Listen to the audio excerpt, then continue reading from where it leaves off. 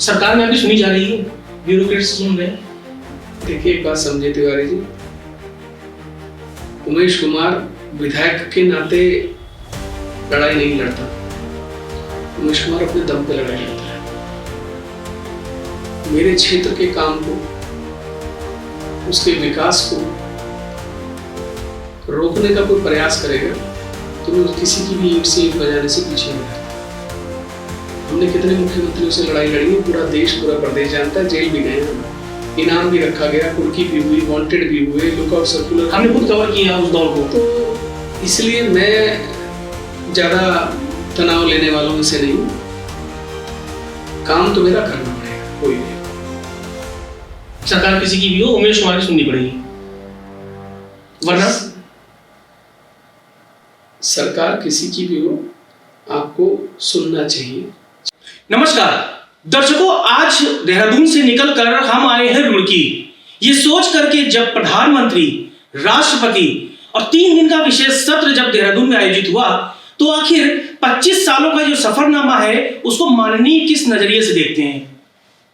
उस पल का गवाह मैं भी बना जब 3 दिन सत्र चला। होना तो चाहिए था विकास की बातें, पिछले 25 सालों के सफरनामे में क्या खोया क्या पाया की बातें, लेकिन निकला क्या? निकला वो जो शायद 2027 में बनेगा एजेंडा विधानसभा चुनाव का, वो है पहाड़ी और मैदानी का। एक तरफ जहां कांग्रेस के हरीश रावत कहते हैं कि गैरसैंण विधानसभा बनाएंगे, तो वहीं एक और विधायक है वो कहते हैं कि नहीं, देहरादून ही बननी चाहिए विधानसभा। इन सब के बीच में कौन बन रहा है उत्तराखंड का चौधरी? जी हाँ, भाजपा के जो धर्मपुरी विधायक हैं, बड़े अनुभवी हैं, उन्होंने सत्र के दौरान एक विधायक को कहा कि आप उत्तराखंड के चौधरी मत बनिए। यहीं से पूरी बात घूम गई, बात आ गई पहाड़ी और मैदानी पर। फिर क्यों ना पहाड़ी और मैदानी पर आज बात कर ही ली जाए। कर ली जाए बात इस बात पे कि आखिर ये उत्तराखंड किसका है, पहाड़ किसका है, उत्तराखंड बनाया किसने, उत्तराखंड किसके लिए बना है।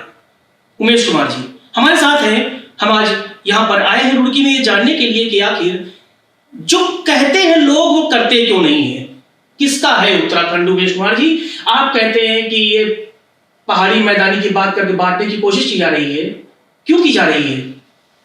उत्तराखंड इस राज्य की सीमाओं के बीच में जो भी व्यक्ति रहता है, ये उत्तराखंड उसका है। जो व्यक्ति इस राज्य की अखंडता, एकता में आस्था रखता है, ये उसका है। जो व्यक्ति अपने आप को कहता है हाँ मैं उत्तराखंडी हूं, ये उत्तराखंड उसका है। उत्तराखंड किसी का एक का नहीं। बात रही बांटने की, तो आप अगर इतिहास उठाकर देखें, जितना काम मैंने उत्तराखंड के लिए किया, चाहे वो कोरोना काल रहा हो या केदारनाथ जी की आपदा रही हो, कौन व्यक्ति है जो कोविड के समय में 6,500 प्रवासी उत्तराखंडियों को राज्य में लाया? चार्टर प्लेन से लाया, ट्रेन से लाया, बसों से, कारों से लाया। 35 से 40 हजार परिवारों को राशन पहुंचाया। उत्तराखंड के चप्पे चप्पे पर इसके गवाह हैं। ऑक्सीजन कॉन्सेंट्रेटर्स, इंफ्रारेड मशीनें, ऑक्सीमीटर्स गांव गांव पहुंचाए, हेलीकॉप्टर के माध्यम से पहुंचाए। उसके बाद मैंने अभी 26 मार्च 2025 को, जब 26 फरवरी जब सदन चल रहा था, तो मैंने सदन में कहा था कि ये पहाड़ प्लेन की चिंगारी को मत छेड़ो। इस देश का रक्षा सलाहकार उत्तराखंड से आते हैं। दिल्ली में 2 विधायक उत्तराखंडी हैं। इस देश के सबसे बड़े राज्य प्लेन के, जहां 25 करोड़ लोग रहते हैं, उस राज्य का मुख्यमंत्री कहां से है? उत्तराखंड से है। योगी आदित्यनाथ जी, जिनको अजय मिश्र जी के नाम से जाना जाता है। 50 लाख से 70 लाख के बीच प्रवासी उत्तराखंडी, इस राज्य का रहने वाला व्यक्ति बाहरी राज्यों में काम करता है। मेरा विरोध इस बात का नहीं है, हमने तो हमेशा आस्था में रखा ध्यान। लेकिन अब आप ये कहें कि जो तेलंगाना में रह रहा है वो कहे जय तेलंगी, जो तमिलनाडु में रह रहा है वो कहे जय तमिलियन, जो दिल्ली में रह रहा है जय दिल्ली। भाई जय उत्तराखंड, जय पहाड़। मैं कहता हूँ जय पहाड़ी कहने में भी किसी को कोई एतराज नहीं है, लेकिन आप कहें कहना पड़ेगा तो रहने देंगे, ये गलत है। कुछ लोग इस आग को धीरे धीरे बढ़ावा देते रहे अपनी राजनीति के कारण।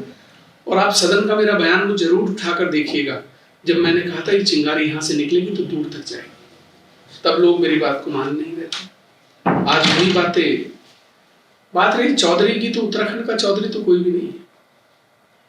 उत्तराखंड के चौधरी तो जो हमें चौधरी बता रहे हैं वो भी नहीं है। बाकी उनकी चौधराहट की बात है। हमने तो उनको आज कहा है धर्मपुर से निर्दलीय लड़िए, हम आपसे वादा कर रहे हैं खानपुर से निर्दलीय लड़ेंगे, पता लग जाएगा कौन चौधरी है कौन नहीं। अच्छा, एक सवाल है सर, चौधरी बने की बात उत्तराखंड में क्या ये इस कल्चर में रहा है? क्या कोई एजेंडा सेट किया जा रहा है 2027 के लिए जो भाजपा परोक्ष रूप से अपने विधायकों से कहलवा रही है? क्योंकि जिस तरह से वो कह रहे हैं आपको टारगेट कर रहे हैं, कांग्रेस को ना करके, कांग्रेस को करते मुख्य विपक्षी पार्टी। देखिए, हरिद्वार में अगर उनको लगता है कोई व्यक्ति मुखरता से लगातार सदन में, आप उठाकर देख लीजिए इतिहास, मुझे लगता है सदन में जितनी मुखरता से मैंने बात की है कोई करता नहीं। लोग पेपर पर्ची सब बना के रखे लंबे, हम तो आप कभी भी उठा के देख लीजिए, हमने कभी किसी पेपर का कोई इस्तेमाल नहीं किया, सीधी बात की। हमारे तो टिप्स पर एक एक बात है।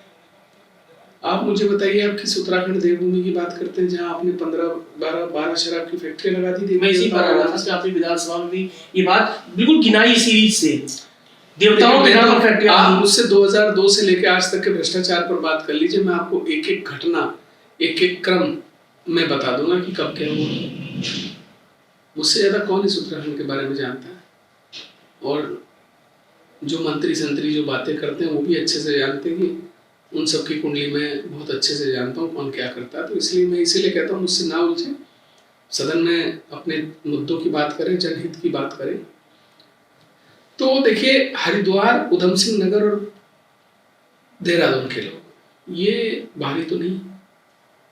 जो लोग इस राज्य में 2 राज्य बनने से पहले रह रहे हैं वो इस राज्य के हैं, वो यहाँ के मूल निवासी हैं।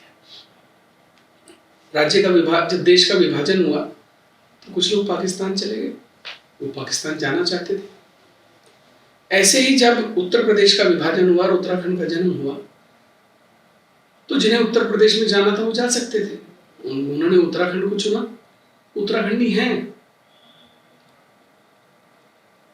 तो दूसरी बात, रामपुर तिराहे की काली रात जब वो जघन्य कांड हुआ वहां, तो वहां लोगों को पानी पिलाने वाले, लोगों को अस्पताल तक पहुंचाने वाले, माताओं बहनों की इज्जत आबरू की रक्षा करने वाले मैदानी थे।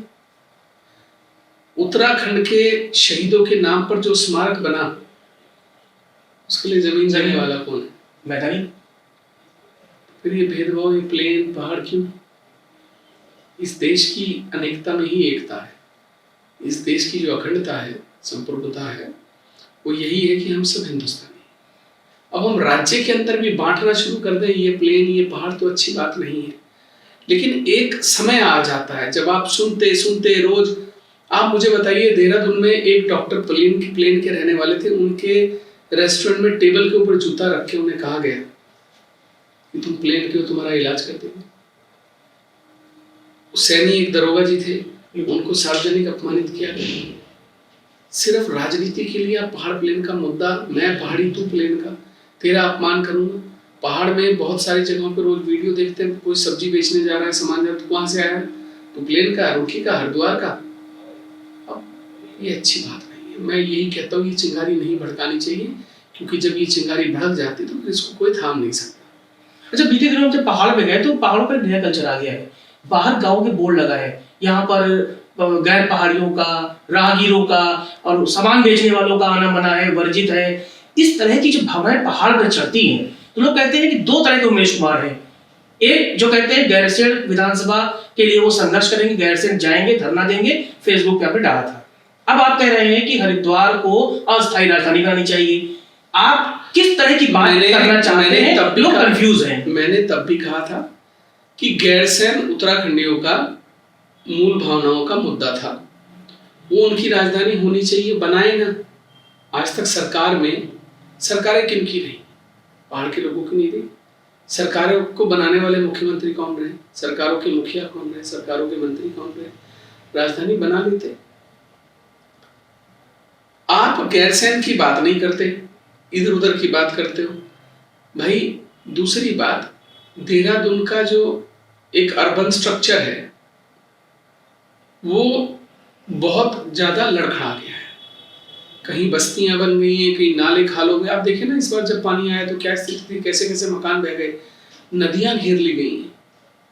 तो मैं चाहता हूं कि एक दोबारा से जिस तरीके से चंडीगढ़ और अन्य शहरों का एक अर्बन डेवलपमेंट प्लान बनाया गया, वैसे ही बनाया जाए। हरिद्वार में हमारे पास जगह है, स्कैटर्ड है, हमारे पास लैंड बहुत है, तो दिक्कत क्या है? मतलब आप देहरादून को स्थायी राजधानी बनाते हो, हरिद्वार को क्यों नहीं बना सकते? गैरसैंण को आप राजधानी बनाना चाहते हो, बनाओ, मर्जी है आपकी, बनाओ नहीं बनाओ। इतना पैसा एक कर्ज में डूबा प्रदेश कैसे लाएगा? वहां कर्जे की जरूरत ही नहीं, वहां तो सब कुछ बना हुआ है, इंफ्रास्ट्रक्चर। हरिद्वार में तो सब कुछ है, हमें आपको करना क्या है? हरिद्वार में एक से एक बिल्डिंग है, स्ट्रक्चर है, मेला भवन की बिल्डिंग है और बहुत सारी जगह। यहाँ कोई कर्जे में डूबने की बात नहीं है। जितनी बार आप 2 बार गैरसैंण में विधानसभा कराते हैं 2 दिन की, उसमें कई सौ करोड़ रुपए लग जाते हैं। उतने का इंफ्रास्ट्रक्चर यहाँ बना दीजिए। देखिए जैसे ही लोग बाहर से आने वाले हरिद्वार से प्रवेश करेंगे, हरिद्वार उत्तराखंड का द्वार है। आप हरिद्वार को क्यों अनदेखा करना चाहते हैं? हरिद्वार के विधायकों को अनदेखा करना चाहते हैं, हरिद्वार के लोगों को अनदेखा करना चाहते हैं, अच्छी बात नहीं है। तो उमेश कुमार की लड़ाई हरिद्वार को लेकर है या उत्तराखंड को लेकर है? मेरी लड़ाई हरिद्वार के मुद्दों की लड़ाई है। मैं हरिद्वार से विधायक हूँ, मेरा कर्तव्य है कि मैं हरिद्वार की लड़ाई को लड़ूं। तो आप बड़ा कैंवस उत्तराखंड की बात यह है कि मैं उसके बाद मैं उत्तराखंडी हूँ। उत्तराखंड की जिम्मेदारी भी हमारी है, उत्तराखंड के लोगों की मूल भावनाओं की भी जिम्मेदारी हमारी है। लेकिन पहले अपना घर ठीक कर लें, उसके बाद हम बाकी भी करेंगे। और मैं तो कहता हूं, मैंने सदन में कहा, जब मैंने सदन में कहा कि बहुमत की सरकार बैठी है, सारे विधायक हैं, 70 के 70 विधायक हैं जी, हाथ उठा दो, कह दो गैरसैंण में राजधानी बना रहे हैं। आपने कहा नियत साफ नहीं है, खुद की नियत साफ नहीं है। ऊपर से जीतते हैं, पहाड़ों से जीत के आके नीचे बस जाते हैं हरिद्वार देहरादून में। और सबसे बड़ी बात, हरीश रावत जी कहाँ के हैं? अल्मोड़ा के। लड़ते कहाँ से हैं? हरिद्वार से। पत्नी कहाँ से लड़ा रहे हैं? हरिद्वार। बेटा कहाँ से लड़ाया? बिल्कुल। बेटी कहाँ से लड़ाई? बिल्कुल। त्रिवेंद्र जी कहाँ से हैं? पौड़ी से। कहाँ से लड़ रहे हैं? बिल्कुल हरिद्वार से। निशंक जी कहाँ से हैं? सारे पर्वतीय हैं और मैदानी। अब मुझे बताइए, आप हरिद्वार से परहेज भी है और लड़ना भी हरिद्वार से ही है। इसीलिए कहता हूं मैं कि हरिद्वार के सांसद जो बनते हैं उनका बटन देहरादून से दबाया जाता है। लेकिन इस बार आप देखिएगा, हरिद्वार की जनता अपना सांसद चुनेगी, उसको चुनेगी जो यहाँ रहता है, जो यहाँ पे यहाँ के लोगों के सुख दुख को समझता है। कोई भी हो, कोई शौक ये नहीं है कि उमेश कुमार ही सांसद बने पर हरिद्वार का सांसद बने। ये इस बार सुनिश्चित किया जाएगा और ये बात इन लोगों को भी समझ में आएगी जो ऊपर से आके नीचे लड़ते हैं कि इस बार बहुत कठिन है डगर पनघट की। अच्छा, बात आपके दोस्त की करते हैं, धामी जी मुख्यमंत्री हैं। अब वो कह रहे हैं कि नीली हरी लाल चादर वालों को जमीन नहीं कब्जाने देंगे। क्या उत्तराखंड का जो मिजाज अब तक का रहा है देवभूमि का, वहां पर ऐसे बयान स्वीकार्य हैं? और किसको टारगेट कर रहे हैं? क्योंकि मैदानी एरिया में ज्यादातर लोग वही हैं जिस पर कि पक्ष विशेष को या जाति विशेष, धर्म विशेष को टारगेट किया जाता है। देखिए, ऐसा है कि राजनीति सर्व समाज की होती है। किसी एक धर्म को, एक जाति को, एक बिरादरी को टारगेट करके राजनीति नहीं की जा सकती और वो जमाना नहीं रहा। ये उन्हें सोचना चाहिए कि मुझे क्या कहना है, ये उनका विवेक है। हमें क्या करना है, ये हमारा विवेक है। सर्व समाज की बात है, हम लोग सर्व समाज की राजनीति करते हैं। मेरी विधानसभा में 36 बिरादरी रहती है। एक बिरादरी से राजनीति करूंगा तो कोई विधायक नहीं बन सकता। इसलिए हर समाज को साथ लेके चलना चाहिए। ये डेमोग्राफी जो चेंज करने की बात करते हैं ना, ये डेमोग्राफी चेंज हुआ भी हो तो भी मानना नहीं चाहिए। ठीक है, बहुत सारी परिस्थितियां होती हैं, उनको स्वीकार करना चाहिए। क्या मुख्यमंत्री को हरी लाल चादर की बात करनी चाहिए? नहीं कहना चाहिए। क्यों कहा होगा? आपको क्या लगता है? ये उनके जर्नलिस्ट आपको क्या लगता है? उनके दिमाग की बात है। उन्होंने क्या सदन में, ये उनको क्या दिमाग में उनके अचानक नहीं, ये उन्होंने प्रवासी जो उत्तराखंडी थे उस समय बोला। भाई मैं क्या कह रहा हूँ, फिर प्रवासी 2000 के बाद जो आए प्रवासी होंगे, पर 2000 से पहले रहने वाला है कोई प्रवासी नहीं। नहीं, प्रवासी सम्मेलन जो किया, देश भर के लोग आए थे, उस कार्यक्रम में उन्होंने सदन में भी कहा कि लाल हरी चादर वालों को जमीन कब्जाने नहीं देंगे। भाई ऐसा है, ये राजनीतिक स्टंट है। भारतीय जनता पार्टी की अपनी विचारधारा है और उनकी विचारधारा क्या है ये पूरा देश जानता है। तो मुझे लगता है कि इसमें मैं क्या कहूँ और क्या ना कहूँ। नहीं, आपके मित्र है तो सुझाव देंगे कभी? नहीं तो मैं तो कह रहा हूँ नहीं कहनी चाहिए उनको ऐसी बातें। मित्र हैं मेरे, और आज से नहीं 25 साल से मित्र हैं, और मुझे लगता है कि मित्रता अपनी जगह, राजनीति अपनी जगह है। जब भी हमें भ्रष्टाचार के खिलाफ बोलना है, हम सदन के अंदर बोलें। हमने कभी ये सदन में जाने के बाद जैसे एक जुडिशरी में जज जब अपनी सीट पर बैठ जाते हैं तो वो ये भूल जाते हैं कि मेरे सामने मेरा अपना है, मेरा पराया है, मेरा कौन है। जब आप सदन में प्रवेश कर जाते हैं तो फिर आप ये भूल जाना चाहिए आपको कि कौन आपका मित्र है, कौन साथी है, कौन आपका सहयोगी है। फिर आपके लिए सबसे पहले है जनता, आपके विधानसभा की, उसके बाद आपके राज्य की। आप उनके मुद्दों पर बात करिए। अच्छा, आप जिस विधानसभा को बिलोंग करते हैं, जिस लोकसभा की आप बात कर रहे हैं, हरिद्वार, रुड़की, मैंगलोर, जो भी आसपास मुस्लिम बाहुल्य क्षेत्र है, क्या यहाँ के वाकई मदरसे जो पढ़ा रहे बच्चों को वो शिक्षा दे रहे हैं जो अप टू मार्क नहीं है, इसलिए बंद करना उचित है? क्या आपको लगता है कि सरकार का ये फैसला उचित है? देखिए, एक बात बताइए मुझे कि इतने लंबे समय से व्यवस्था चल रही थी, 2014 से लेकर 19 तक आपको ये क्यों नहीं याद आया? आपको अभी क्यों नहीं याद है? बहुत सारे मदरसे ऐसे हैं जो एफिलेटेड हैं, जो जिनका पंजीकरण है, उनको आपको खोलना भी पड़ा है दोबारा। एक प्रणाली इतने लंबे अरसे से चली जा रही है और जिनके लिए चली आ रही है वो संतुष्ट हैं, आप क्यों परेशान? क्या ये एजेंडा सेट किया गया 2027 को लेकर, जैसे यूपी में चला, असम में चला? बिल्कुल एजेंडा है, मुस्लिम करना, बिल्कुल एजेंडा है ये। आप साफ देख सकते हैं। आप हेमंत बिश्व शर्मा जी की भाषा देखिए, वो किस तरीके से भाषा कर रहे हैं। बिहार में जाकर उन्होंने बोला है वो, मतलब कितनी बड़ी बात उन्होंने वहां से बोली। बिल्कुल, मुझे लगता है ये सब बातें इस देश में नहीं करनी चाहिए। आप हिंदुस्तान में रहने वाले किसी भी व्यक्ति को पराया नहीं कर सकते, खास तौर पे उन्हें नहीं कर सकते जिन्होंने विभाजन के समय इस देश को चुना। इस देश में जब आप बात करते हैं तो फिर आप कलाम साहब की बात क्यों करते हैं? फिर राष्ट्रपति क्यों बनाए गए थे? अभी ऑपरेशन सिंदूर के समय कैप्टन सोफिया, आप सोफिया जी को आपने क्यों आगे फ्रंट पे किया? आप संदेश क्या देना चाहते हैं पहले तय कर लीजिए कि मुझे शाम को संदेश क्या देना है। दोनों तरफ तो ताली नहीं बजाई जा सकती, तो ये गलत है, नहीं होना चाहिए। बीते दिनों मैंने बात की त्रिवेंद्र सिंह रावत जी से, जैसे मैंने आपका नाम लिया थोड़ा बिदक से गए, बोले मुझे उसके बारे में कोई बात नहीं करनी। मैंने लास्ट इंटरव्यू जब आपका किया था तो आपने कहा था 10 सीटों पर आप चुनाव लड़ने जा रहे हैं। इसको लेकर मैंने उनकी प्रतिक्रिया जानी कि वो क्या कहते हैं। उन्होंने मुझे उस व्यक्ति के बारे में कोई बात नहीं करनी है। ऐसा क्या हो गया कि जनप्रतिनिधि के बारे में पूर्व मुख्यमंत्री बात ही नहीं करना चाहते? मतलब हत्या से क्यों बढ़ रहे हो? तो चाचा नाराज हैं, उससे क्या करेंगे बताइए। उनके खिलाफ मैंने इतने भ्रष्टाचार के मामले उजागर किए। ये उत्तराखंड को जो 12 शराब की फैक्ट्रियों की देन है, किसकी है ये? यहाँ पे सदन में भी 2018 से 2020 के बीच में देश के प्रथम संगम देवप्रयाग में हिलटॉप शराब की फैक्ट्री किसने लगवाई? त्रिवेंद्र सिंह रावत। ज्वालपा धाम में श्री राम एग्रीवेंचर्स के नाम से फैक्ट्री, भगवान के नाम पे आपने आरोप लगाया, श्री राम एग्रीवेंचर्स के नाम से फैक्ट्री शराब की किसने लगवाई? भीमताल में शीतला माता देवी के नाम से शीतला माता डिस्टिलरी प्राइवेट लिमिटेड किसने लगवाई? जो व्यक्ति राज्य में देवी देवताओं के नाम पर शराब की फैक्ट्रियां लगवा दें, वो मेरे बारे में क्या बोलेगा? मैं तो कहता हूँ जब चाहें, जहां चाहें, जिस सार्वजनिक मंच पे चाहें आइए बहस कर लीजिए। सूर्यधार लेक का कौन सूत्रधार था? रिजॉर्ट बनना। आप ये बताइए कि सूर्यधार लेक आपने अनाउंस क्यों नहीं करी थी? क्यों? क्योंकि आपके पार्टनर ने बताया था कि अगर अनाउंस कर दी तो जमीनें करोड़ों की हो जाएंगी। उससे पहले सारी जमीनें आपके पार्टनर ने खरीद लिया, आधा आपका रिजॉर्ट बनाया जा रहा है। चामासारी में जमीनें किसकी हैं? चामासारी में संजय गुप्ता के साथ रिजॉर्ट कौन बनाने वाला था? किसकी पत्नी के नाम? त्रिवेंद्र सिंह रावत जी की पत्नी के नाम ज्वाइंट में जो जमीनें हैं वो किन की हैं?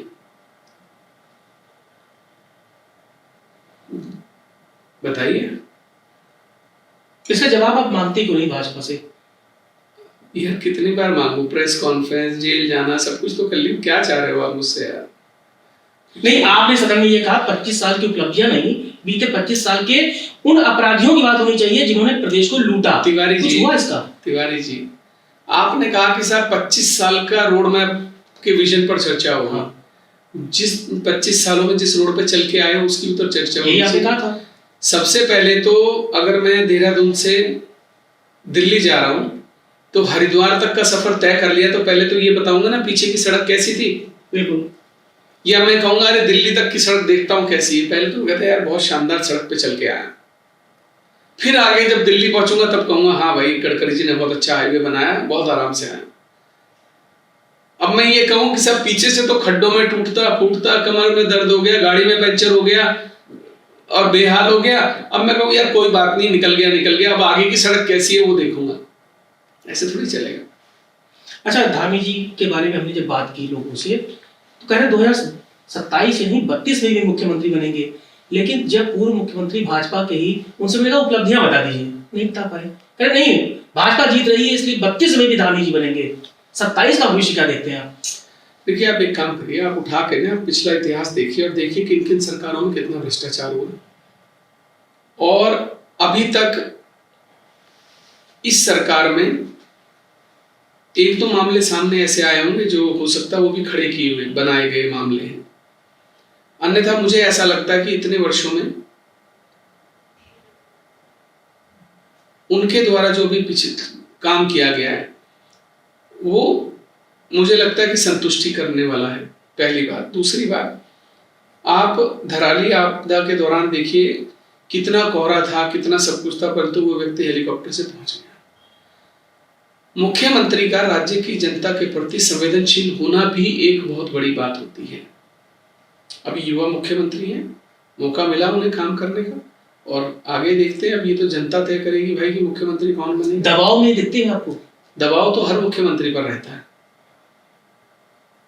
अपनी ही पार्टी के लोगों का दबाव, वो तो हर जगह है। आप इतिहास उठा के देख लीजिए, कोई पार्टी रही हो, तिवारी जी मुख्यमंत्री बने तो किशोर उपाध्याय जी का दबाव उन पर 5 साल लगातार रहा। हरीश रावत जी ने जितना इस्तेमाल किशोर उपाध्याय जी का किया, मुझे लगता है किशोर उपाध्याय जी का इतना इस्तेमाल कभी किसी ने नहीं किया। लेकिन अंत में जब उन्हें राज्यसभा भेजने की बात आई तो उन्होंने पर काट दिए। तो आप कभी भी उठा के देख लीजिए, सभी का इतिहास ऐसा रहा है। जनरल खंडूरी रहे तो अन्य लोगों ने काम नहीं करने दिया, बहुगुणा जी रहे तो फिर हरीश रावत जी आ गए, हरीश रावत जी आए तो दूसरे लोग एक्टिवेट। बिल्कुल। तो भाई ये तो कोई भी सरकार रहेगी वो दबाव में मुख्यमंत्री को रहना पड़ेगा। कैबिनेट विस्तार ना होना नाकामी है, सरकार की मर्जी है। मुख्यमंत्री अगर लगता है उनको कि वो सक्षम है, सारे विभाग चला पा रहे हैं, तो उनको बेहतर लगता है। या हो सकता है केंद्र से अनुमति ना मिल रही। अनुमति मतलब क्या? देखिए बिना केंद्र की मर्जी के कोई कैबिनेट विस्तार थोड़ी हो सकता है। बेचैनी तो है विधायकों में, सब में है, हर कोई मंत्री बनना चाहता है। लोग बाग जैसे ही लगता है एक हटा है तो तुरंत लोगों के सूट सिलने शुरू हो जाते हैं कि शायद मैं भी आ जाऊंगा। जब मंत्री थे चंद्र रामदास जी, उनका स्वर्गवास हो गया। कई बड़े विभाग हैं जैसे स्वास्थ्य है, शिक्षा है, माइनॉरिटीज है, इनको बढ़ जाना चाहिए था तो काम अच्छा होता। बटा हुआ है स्वास्थ्य तो नहीं, स्वास्थ्य और शिक्षा एक ही पास है। हाँ तो ठीक। सदन में बात हुई कि स्वास्थ्य अपने आप में बड़ा विभाग है, उसको जो है इंडिपेंडेंट मिनिस्टर होना चाहिए। ऐसा है, पहले अगर आप देखेंगे तो हॉर्टिकल्चर और एग्रीकल्चर दोनों एक विभाग है, एक दूसरे के पूरक है। लेकिन इस बार दोनों अलग अलग हैं। हरक सिंह रावत जी मंत्री थे तो उनके पास वन था तो पर्यावरण किसी और के पास। बिल्कुल। तो ये तो एक टेक्निक होती है, एक स्ट्रेटेजी होती है कि विभागों को इस तरह से स्प्लिट कर दो कि दोनों काम ही ना कर पाए और जो है जब भी कोई बात हो मेरे पास आना पड़े। चलता रहता है, सरकार है, सरकार ऐसे। देखिए राजनीति क्या है, राजनीति, राज करने की नीति। अब नीति तो आप खुद तय करेंगे कि हमें क्या करनी है। कोई चाणक्य नीति के हिसाब से चलता है, कोई स्वयं की नीति के हिसाब से चलता है। उमेश कुमार की नीति क्या है? मेरी कोई नीति नहीं है, मैं बहुत सीधा सरल सज्जन आदमी हूँ। नहीं, आप टारगेट पे रहते हैं हमेशा। देखिए सुर्खियों पे भी रहते हैं, बयान भी आपके ट्रोल होते हैं, आप जो कहते हैं उस पर विपक्षियों की नजर होती है, इतना कांग्रेस को टीआरपी नहीं मिलती जितनी उमेश कुमार को मिलती है। मैं तो खुले दिल में जो दिल में आता है वो कहता हूँ, दिमाग से सोचता ही। बाकी लोग दिमाग से राजनीति करते हैं, मैं दिल से करता हूँ। मैं लोगों से जुड़ के राजनीति करता हूँ। मैं आम जन के मुद्दे पर राजनीति करता हूँ। मैं भ्रष्टाचार मुक्त राजनीति करता हूँ। कानपुर विधानसभा में कोई एक आदमी गंगा जल लेके या कुरान पे हाथ रख के कह दे तो आपके हेलीकॉप्टर पर, आपके बैंक पर, आपकी जेब पर, आपकी घड़ी पर, हर चीज पर नजर होती लोगों की कि उमेश कुमार कहां से इतना कर रहे हैं, सड़क पर राजनीति कर रहे हैं, लोगों भी जा रहे हैं। लेकिन ये लाव लश्कर सोशल मीडिया में दिखता है, किसको दिखाना चाह रहे हैं उमेश कुमार?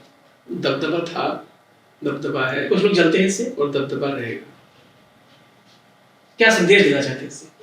जिनको जलन है वो अपनी जलन बरकरार रखें, हमारा जलवा बरकरार रहेगा। जनता ने प्यार दिया है, ताकत दी है, और ये जो खानपुर के लोगों की ताकत है, इसी ताकत से लोगों को जलन है कि निर्दलीय विधायक इतना ताकतवर क्यों है। और अगली बार फिर कह रहा हूं मैं, आप देखिएगा खानपुर के लोग फिर आपको उसी प्यार, उसी मोहब्बत और इज्जत और शिद्दत के साथ चुन के भेजें। लोग ये कह रहे हैं, अब कांग्रेस और भाजपा दोनों की मैं बात कर रहा हूँ, उमेश कुमार की नजर 2027 में कुछ विधायकों को जिताकर जोड़ तोड़ करके सीएम की कुर्सी मिल जाए तो बात बन जाए, कुछ ऐसा सीन लेके चल रहे हैं। राजनीतिक आकांक्षाएं किसकी नहीं होती, पर लेकिन आप कहें कि मैं तोड़ के जोड़ के इसको उसके, इतना मेरे पास, मैं किंग बनना चाहते हैं, किंग मेकर नहीं है। देखिए मैं फिर कह रहा हूँ, ईश्वरीय सत्ता में यकीन रखिए, कर्म करिए, मेहनत से, इज्जत से, शिद्दत से और मेहनत के साथ अपनी विधानसभा में अपने लोगों का ख्याल रखिए, उनसे प्यार करिए। जो ईश्वर ने आपकी लिए लिखा है, आपकी जो डेस्टिनी है, आप पहुंचोगे भाई। किसी ने सोचा था कि देश के नंबर 1 रीजनल चैनल का मालिक कभी निर्दलीय विधायक बन जाएगा?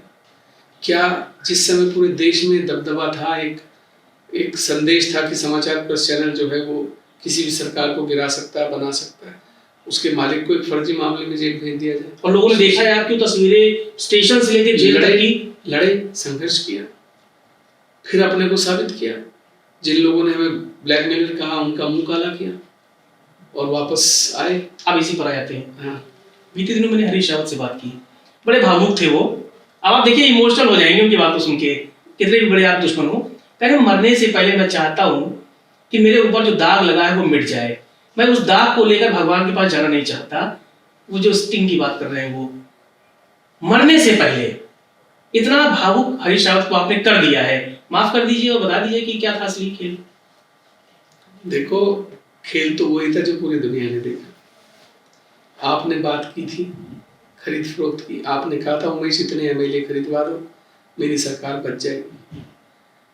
फॉरेंसिक भी हो चुकी है, लेकिन एक 74 साल का बुजुर्ग ये कहता है कि मरने से पहले मैं नहीं चाहता कि ये दाग, हाँ, वो लेके भगवान के पास जाऊं। लेकिन क्या करें, ईश्वर जो है सारे कर्मों का हिसाब रखता है। हरीश रावत जी इतिहास उठाकर देखिएगा, जिसके कंधे पर आपने हाथ रखा उसे 6 महीने बाद पता लगा कि मैं जख्म हो गया। आपने तो अपनों को मारा है, आपने तो अपनों की राजनीति खत्म की है। अगर गिनाने लगूंगा ना तो गिनते गिनते थक जाओगे। आपने इतने लोगों की राजनीति खत्म की अपनी राजनीति के चलते। आप तो नरसिम्हा राव के नजदीक जब रहे तो आप 10 जनपद जाना पसंद नहीं करते थे। आज उसी 10 जनपद पे आप माथा टेकते हो। सच्चाई इतिहास उठाकर देख लीजिएगा, पता लग जाएगा कि 10 जनपद जाते थे या नहीं जाते थे। आप तो सोनिया गांधी से तब आपने मिलना भी बंद कर दिया था उनसे। आपने किशोर उपाध्याय की राजनीति खत्म कर दी। कितनों के नाम बताओ। यानी कांग्रेस को नष्ट करने में, सरकार से दूर करने में देखिए उनकी एक रणनीति रहती थी। वो अलग अलग विधानसभाओं में जहां देखते थे कि मैं अपनी गोटियां बिठा दूं ताकि कांग्रेस के 3-4 शॉट पड़ जाएं और ये दूसरी जगहों से कोई निर्दलीय, कोई किसी अन्य पार्टी से ये जीत के आ जाए मेरे लोग, और फिर ये मुझे समर्थन दे और मैं मुख्यमंत्री बनूं। उनकी सोच है हमेशा 11, 12, 13 चुनाव सत्ता की लड़क उनमें हमेशा रहेगी। कोदा और जमहूरी की बात करते करते वो जो है नजर बार वो दूसरों पर आरोप लगाते हैं, इतनी संपत्ति कहाँ से आई, इतना पैसा कहाँ से आया। मुझे बस इतना बता दो हरीश रावत जी, कौन सी जादू की झड़ी आपके पास है जिसके कारण आपके बेटे ने 14 करोड़ रुपए की जो है अपनी संपत्ति बताई लोकसभा चुनाव में? कहाँ से आए? आप तो हमेशा, और कोई रोजगार भी नहीं है उसका। तो मैं तो ये कहता हूं उनसे कि भाई कभी कभी ना बहक कर कुछ ना कुछ, उनको स्टिंग का तंज बार बार उठता है हमेशा, दर्द सा है, वो दर्द उनको हमेशा उठता है, उल्टा सीधा बोलते हैं। इलाज किसके पास है दर्द का? इलाज तो देखिए लुकमान हकीम के पास भी नहीं है उनका, ये दर्द तो उनके संग ही जाएगा। सही है। कल आपकी विधानसभा में आ रहे हैं, वो हरिद्वार में आ रहे हैं, कल राज्य स्थापना है। उन्होंने कहा है कि मैं हर की पैड़ी पर आऊंगा, स्नान करूंगा, आचमन करूंगा, यहीं दिन भर बैठूंगा और तप करूंगा। बस उनसे ये पूछ लो, इतनी बड़ी लड़ाई अभी पहाड़ प्लेन की हुई, एक बार मुंह क्यों नहीं खुला, बोले क्यों नहीं हरिद्वार के लिए? आ रहे हो उनसे पूछिए एक बार, जरा कह दें कि हाँ 2000 से पहले के जो लोग हैं उनको, मैं मूल निवास की बात करता हूँ, स्थायी प्रमाण पत्र की बात करता हूँ, कह दें, बोले मैं हरिद्वार के लोगों का समर्थन करता हूँ, वो सही है। वो कह दें सदन में जो हरिद्वार के विधायकों ने बोला वो सही है, आए बोले ना हरिद्वार की राजनीति करनी है लेकिन हरिद्वार के मुद्दों पर बात नहीं करनी। मुस्लिम यूनिवर्सिटी की बात करते थे, क्यों मुकर गए? नहीं, वो उन्होंने नहीं की थी, पता कि प्रोपेगेंडा है, वाह, फेक थी वो। उनके खिलाफ तो सब फेक ही रहता है, असलियत तो हम लोगों के खिलाफ रहती है। वो तो बेचारे सज्जन सरल आदमी है, कोदा झगोरा, खीरा, मूली और गाजर खाने वाले। ये 27 का क्या देख रहे हैं? चलिए चलते थे, 27 का क्या देख रहे हैं आप सीट? क्योंकि कहा जा रहा है कि आप भी 10 से 15 सीटों पर आपकी नजर है कि लड़ेंगे, चुनाव जिता के लाएंगे, लड़ेंगे, थर्ड फ्रंट बनाएंगे, कुछ ऐसा है? लड़ेंगे, बिल्कुल लड़ेंगे। ईश्वर ने अगर जो हमारी रणनीति है वो चाहे सफल हुई तो लड़ेंगे, यहाँ भी लड़ेंगे, उधम सिंह नगर भी लड़ेंगे, लड़ने में क्या बुराई है? प्लेन सीटें, प्लेन की लड़ाई लड़ेंगे आप, मैदानी लोगों की लड़ाई लड़ेंगे आप, क्या बुराई है? क्या बुराई है? यूकेडी पहाड़ के लोगों की लड़ाई नहीं लड़ रही है, उसे तो मौका मिल गया है, थर्ड फ्रंट है ना, लड़ रही है ना, लेकिन उसका वोट प्रतिशत तो कभी बढ़ा नहीं है। कोई बात नहीं, क्या हो गया? वोट, कुछ लड़ाइयां सम्मान स्वाभिमान के लिए लड़ी जाती हैं, वोट बैंक के लिए नहीं लड़ी जाती। यानी उमेश कुमार पर्वतीय छोड़ो, मूल जो मैदानी लोग हैं उनके स्वाभिमान की लड़ाई लड़ेंगे। बिल्कुल लड़ेंगे, बुराई क्या है? एजेंडा सेट है। एजेंडा क्या होता है? दिल की राजनीति है, तो दिल से राजनीति करते हैं। लोग क्या कह रहे हैं जहां जा रहे हैं? लोग पहले भी प्यार करते थे, आज भी करते हैं। पर्वतीय लोग नाराज होंगे आपसे? नहीं नाराज होंगे, वो जानते हैं उमेश कुमार ने हमेशा उनकी बात की और आज भी वो गलत नहीं है। आप तो कहते गैरसैंण जाएंगे और आप लोगों से आह्वान कर रहे थे जाने। मैंने कब मना किया? मैं तो आज भी, जब उनके अपने विधायक तैयार नहीं है, बताइए, सदन में मैंने कहा हाथ खड़ा कर दो, अरे कर देते, हो गया था काम। आपके कहने पे क्यों करेंगे वो? तो बस यही तो बात है ना, मेरे कहने पे नहीं करना पर अपनी मर्जी से करेंगे। भैया करो ना अपनी सी मर्जी से। वो नहीं चाहते कि आपको श्रेय मिले, वो ले लें, ठीक है। अच्छा, मैंने एक वरिष्ठ ब्यूरोक्रेट है मीनाक्षी सुमरा, उनसे जब बात की तो उन्होंने कहा कि नए जिले बनाने का रोड मैप तैयार है, लगभग 8 से 10 नए जिले बनाने की घोषणा नवंबर में हो सकती है। क्या आपको लगता है कि नए जिलों का बोझ या व्यय सहन करने को उत्तराखंड तैयार है? देखिए 10-12 जिले तो मुझे लगता है जरूरत नहीं है, लेकिन अगर कुछ जिले वो बना रहे हैं तो बन जाने चाहिए, क्योंकि क्या है कि कुछ जिले इतने बड़े हैं कि वहाँ एक डीएम एसएसपी द्वारा संभव नहीं है, और लोगों को बहुत सारे जिले ऐसे कि सुबह चल के शाम को वो मुख्यालय पहुंच पाते हैं, जिला हेडक्वार्टर, तो उससे लोगों को सुविधा होगी, बन जाना चाहिए। रुड़की को लेकर भी बात हो रही है, बनाए रुड़की को जिला, अच्छी बात है, स्वागत करेंगे। हाँ बिल्कुल करेंगे। हरिद्वार में कुंभ लगने जा रहा है, अच्छी बात है, जिम्मेदारी बड़ी आपकी भी है कि क्षेत्रीय विधायक हैं आप, कोई बात नहीं, हरिद्वार की लड़ाई लड़ रहे हैं। हम तो हमेशा तैयार बैठे हैं। क्या सुझाव देंगे सरकार को? बस ये कि जो जो हमारे परदेसी लोग यहाँ आएंगे, जो बाहर से लोग आएंगे, उनके लिए अच्छी व्यवस्थाएं हो, सुरक्षा की दृष्टि से भी हो, अच्छी सड़कें बनाई जाए, लाइट की व्यवस्थाएं अच्छी हो, हाई मास्ट लाइटें लगाई जाएं, और आम जन को कोई दिक्कत ना हो, क्योंकि सबसे बड़ी दिक्कत ये होती है कि जो आम लोग हैं हरिद्वार के, वो बड़े त्रस्त हो जाते हैं, उससे उनके लिए एक रोड मैप जरूर बनाया जाना चाहिए। क्या चुनौतियां हैं आगे?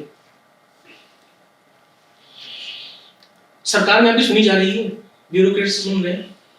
देखिए एक बात समझिए तिवारी जी, उमेश कुमार विधायक के नाते लड़ाई नहीं लड़ता, उमेश कुमार अपने दम पे लड़ाई लड़ता है।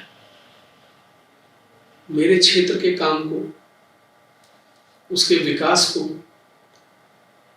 रोकने का कोई प्रयास करेगा तो मैं किसी की भी ईंट से ईंट बजाने से पीछे नहीं हटता। हमने कितने मुख्यमंत्रियों से लड़ाई लड़ी है, पूरा देश पूरा प्रदेश जानता है, जेल भी गए हम, इनाम भी रखा गया, कुर्की भी हुई, वांटेड भी हुए, लुकआउट सर्कुलर हमने खुद कवर किया उस दौर को। तो इसलिए मैं ज्यादा तनाव लेने वालों में से नहीं हूं। काम तो मेरा करना पड़ेगा, कोई भी हो, सरकार किसी की भी हो, उमेश कुमार की सुननी पड़ेगी, वरना सरकार किसी की भी हो आपको सुनना चाहिए। क्षेत्र के लोगों के काम होने चाहिए, कोई भी विधायक हो रहा है, मैं कह रहा हूँ सुन रहे हैं लोग। आप देखिए ना, जिला अस्पताल बन रहा है, सिडकुल बन रहा है, 4 लेन आ रहा है, 2 लेन बन गई है, बाईपास बन गए हैं, तटबंध बन रहे हैं, स्कूल डेवलप हो रहे हैं, क्या नहीं हो रहा। मैं धन्यवाद देना चाहूंगा मुख्यमंत्री धामी जी कि ये सोचे बिना कि एक निर्दलीय विधायक है, क्षेत्र में विकास कर रहे हैं, उनका आभारी। All is well, all is well.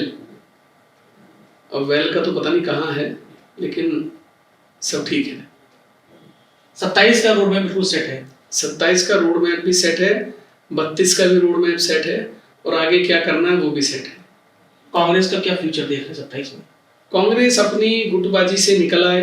केंद्र अगर इस बात को समझ ले कि उत्तराखंड राज्य की जो गुटबाजी है उसको खत्म कर दे, तो मुझे लगता है कि आज कांग्रेस मजबूत स्थिति में आ सकती है। आखिर में पर्वतीय मूल और पहाड़ी मैदानी मूल जो विवाद चल रहा है उसमें लोगों को क्या संदेश देंगे एज अ विधायक, एज अ जनप्रतिनिधि? कोई गलत बात, कोई अपशब्द राज्य के किसी भी व्यक्ति के प्रति ना बोले, कोई अपशब्द ना कहें, पहाड़ वाले प्लेन के लोगों को कोई अपशब्द ना कहें। जो ये यूट्यूबर्स, जो छोटे छोटे यूट्यूबर्स जो बाजार में लोगों के पास जाके तुम कहाँ के हो, रुड़की का, तुम कहाँ का है, हरिद्वार का, ये देखो यहाँ पे रुड़की हरिद्वार के, ये सब ना करें। और प्लेन के लोग ने तो कभी भेदभाव किया ही नहीं है, और मैं उन सभी से आग्रह करूंगा कि हमें इस चिंगारी को भड़काना नहीं है, कोई अपशब्द किसी को नहीं कहना, सबका मान सम्मान बना रहे।